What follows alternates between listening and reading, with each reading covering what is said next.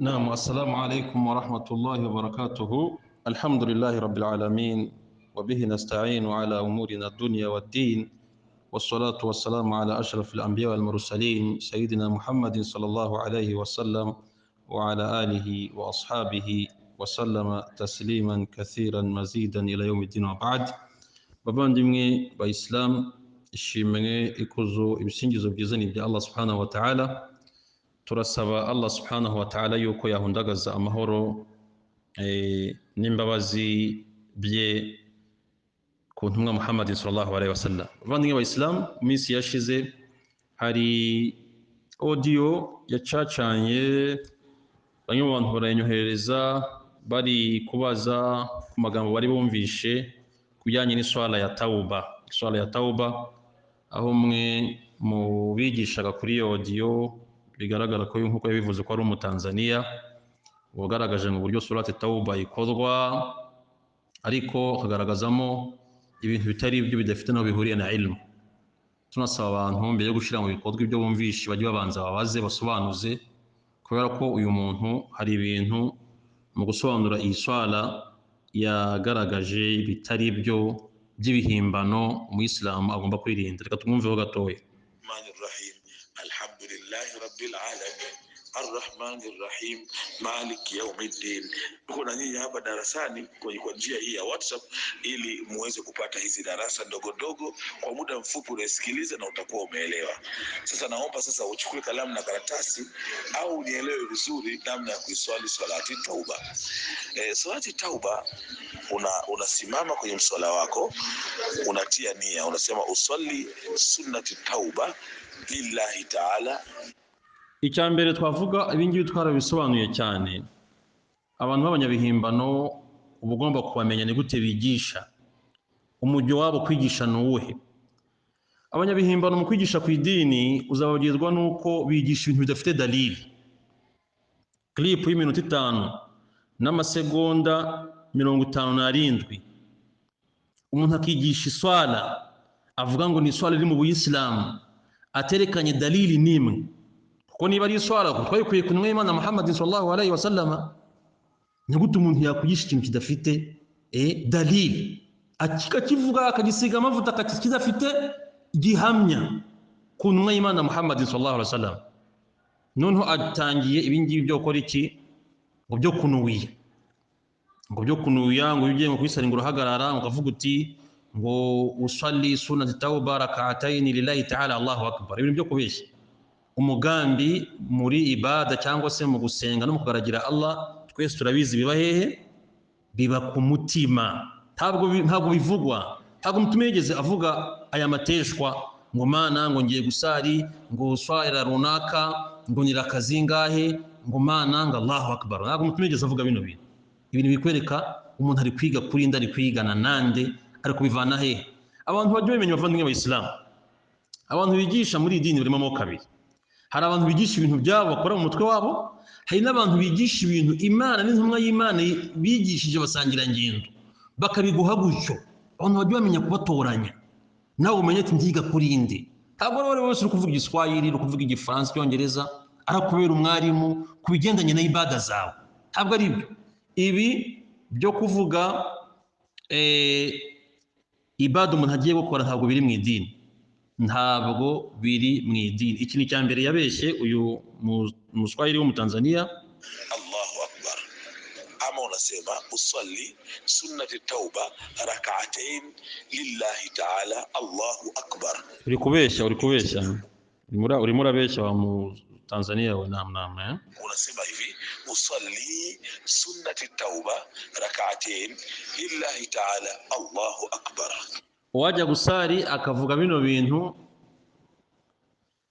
azamenye ko abari gukora ibihimbano. Intumwa y'Imana Muhammad sallallahu alaihi wasallam iti muri hadisi nyinshi zunganira iyi ngiyi, harimo twakuye kuri mama Aisha radhiyallahu anha ngo man amila amala laysa alayhi amruna fahuwa raddun. Umuntu uzakora igikorwa tutamwerekeye muri ibada ujya agomba kugikora, akagikora tutaramwerekeye twebwe, ni intumwa y'Imana yivuga, ngo azamenye yuko kizamugarukira kandi asuzuguritse. kizamugarukira n'impfabusa ntabwo Allah subhanahu wa ta'ala aza cyakira. Reka tugumye twumve aya majabu y'umutanzania tutazi uwari wariko abantu bakabashaka kumukurikiza ngo salate tawba ngo twumvishe ngiswala ngo ni nziza ngo biki. Abantu mumenya aho mugomba kwiga, yiga ku muntu kwereka hadithi akwereka aya na hadithi n'uburyo n'umwana byishije basangira ngendo wereka ku muntu uri kuvuga iminota nk'ingi atari kwereka dalili. Reka twumve majabu ze tuzikomeze tuzumve. Ukisimama kwenye sala pale unasoma suratul Fatiha, yani alhamdu, bismillahir rahmanir rahim, alhamdulillahi rabbil alamin, arrahmanir rahim, maliki yawmiddin, iyyaka na'budu wa iyyaka nasta'in, ihdinas siratal mustaqim, siratal ladzina an'amta alaihim ghairil maghdubi alaihim waladdallin. Unasoma hiyo, ukimaliza unasoma qul huwallahu mara 70. Umesimama, bismillahir rahmanir rahim, qul huwallahu ahad allahu samad lam yalid wa lam yulad wa lam yakul lahu kufuwan ahad, bismillahir rahmanir rahim. Iki ni ikindi kinyoma cya kabiri yabeshye uyu mugabo. Iki ni ikindi kinyoma yabeshye kuri swala uyu mugabo, ahavuga ngo iyo umaze gusoma surat al-Fatiha ngo soma qul huwallahu ahad nginshuro ngo 70. Uyu arimo arabeshya cyane. Reka nihuse ibindi yabeshye nibyo yerekanye ngo uzayisoma ngo uzasari sala ngo Imana ngiza bafite ibibazo by'urubyaro ngo Imana izabimukuriraho, ngo bafite ibibazo by'amadeni ngo Imana izabimukuriraho, ngo bafite ibibazo by'urushako Imana izamukurira n'ibindi bibazo yagerekana. Abantu babidani gutyo bakora bakuzanira ibintu byabo byo kubeshya byo gufabrika babeshye Imana Muhammadin sallallahu alaihi wasallama, kubera ko bazi ko abantu bifitiye ibibazo bagata bamubwira ati ngo nubikora gutyo bene ibibazo bizava. Ni gutyo bakora. Ntabwo ibingibi byanze ko byakurwaho ariko hari dalili byumvikanye neza. Ibi uri kubivuga ngo bizavaho kuyihe dalili? Hari hadithi zerekana inwe Imana ziri sahih, uzasaba dua gutya hadisi yakire na runaka abazamwohereza amadeni yazavaho, uzakora gutya no gutya, uzasomera dua abana gutya no gutya, ariko bifite dalili. Twihuse rero inshallah taala iyi salate tauba muri sunna irimo. Iyo ngiyo ntabwo twigeze tuyanga pe, muri sunna irimo. Ariko turi kuvuga ibi by'uyu mugabo ari kuvuga byo kubeshya bitarimo, abantu bagomba kubimenya bakabyirinda. Icyambere dufite aya muri Qur'an itwereka abantu bagomba gukora tauba. Allah subhanahu wa ta'ala surati Zumara 53 ati qul ya ibadiy alladhina asrafu ala anfusihim la taqnatu min rahmatillahi inna Allah yaghfiru dhunuba jami'an innahu huwal ghafurur rahim. Iyi aya iributsa inwe Imana Muhammad sallallahu alaihi wasallam cyangwa se namutegeka ngo nabyire abagaragu Allah subhanahu wa ta'ala ntibakaje bihebe igihe bakora ibyaha, bihebe kimpuza Allah subhanahu wa ta'ala zitabageraho. Ati hoya ntimukaje mwiheba, mujye mwicuza mukore istighfaru, Allah subhanahu wa ta'ala ababarira ibyaha byose kandi ni nyiri impuhwe nyiri imbabazi. Ndakeka kiri kumvikana. Kubijyanye n'iswala ya tauba, abamenyi bose bemeranyijwe yuko ni mashuru iri mu idini ko umuntu wakora icyaha cyaba ari icyaha gitoya cyangwa se icyaha gikuru, kuba yatawaza agasarira kebyiri zidafite amasura, kondisiyo y'amasura wasoma muri zira kebyiri. Hoya zira kebyiri niko Imana yerekanye ngo nasarira kebyiri hatarimo kondisiyo ngo nasome isura runaka nyuma ya surat al-Fatiha. Akayisara afite ikhlasi, umutima utuje, yarangiza agakora istighfaru agasaba Allah subhanahu wa ta'ala kamubabarira bisanzwe mu rurimi rwo rwose yashobora akanicuza. Ikindi nuko iyi swala byumvikanye neza igendana na za kondisiyo zo kwicuza enye tuzi. Mu gihe utubahirije zino kondisiyo enye, niyo wasari iyi sala inshuro zingahe ntabwo Allah subhanahu wa ta'ala yakubabarira. Kondisiyo ya mbere ni iyihe? Genda usome mu bitabo by'abamenyi, usome Riyadus Salihin ya Nawawi n'abandi bamenyi hafi ya bose berekanye ko kondisiyo zo kubabarirwa ibyaha nenye. Kondisiyo ya mbere iqla'u al-'abdu 'ani dhanbi, umuntu guhagarika icyaha kugikora. Ndagihagaritse, niyambuye umwambaro w'iki cyaha sinzongera kugaragara aho kiri gukorerwa. Mana kandi uri umuhamya w'ibingibi ndi kuvuga ndikuye ku mutima. Icya kabiri, azamu al-abd ala adami al-auda ilayhi, umugaragu gufata icyemezo yuko atazasubira na rimwe gukora iki cyaha, agafata icyemezo ku mutima.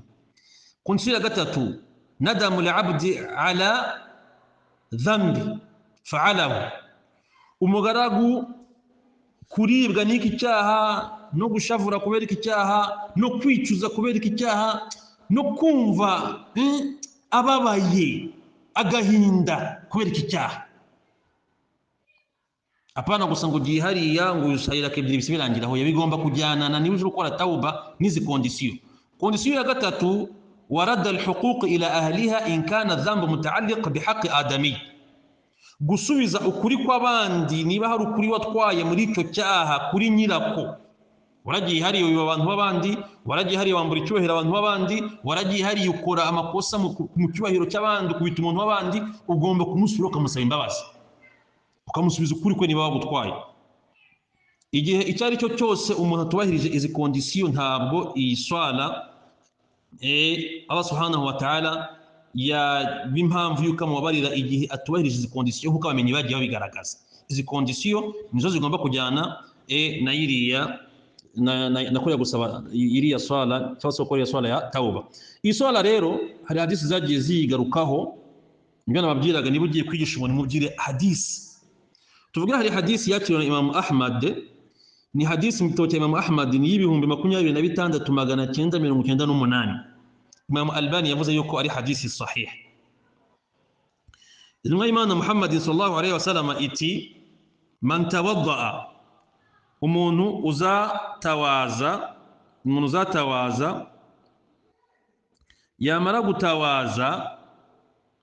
Taban hari na riwaya zigaragaza ngo igihe umuntu yakora icyaha, ngo nta mugaragu wa Allah subhanahu wa ta'ala uzakora icyaha yamara gukora icyaha agatawaza, fa ahsana wudu'ahu, wudhuye akayitunganya, thumma qama fa salla rak'atayn, yarangiza agahaguruka agasarira kebyiri, yuhsinu fihima dhikra wal khushu', ziriya adhkari ziri mu iswala, adhkari zo mu iswala, urufunguzo rw'iswala, surat al-Fatiha, akazikora neza azitunganyije yibambaritse imbere ya Allah subhanahu wa ta'ala. Thumma astaghfara Allah azza wa jalla, yarangiza agasaba Allah kumubabarira.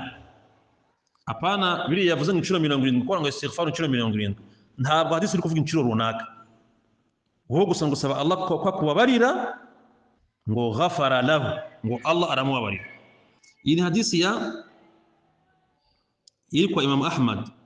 Hari hadisi indi kwa Imam Bukhari y'164 no ku Imam Muslim ya 226, hadisi dukomora kwa Uthman ibn Affan, yaravuze ngo ra'aytu nabiyya sallallahu alayhi wa sallam yatawadda'u nahwa wudu'i hadha wa qala, man tawadda'a nahwa wudu'i hadha thumma salla rak'atayn لا يحدث فيهما نفسه غفر الله له ما تقدم من ذنبه.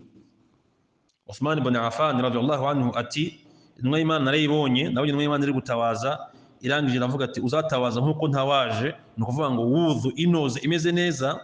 Iravuga iti uzatawaza nk'iyi wudhu, nyuma agahaguruka agasayira kebyiri, muri zo rakebyiri ntashiremo ibindi bitekerezo byo hanze y'iswala,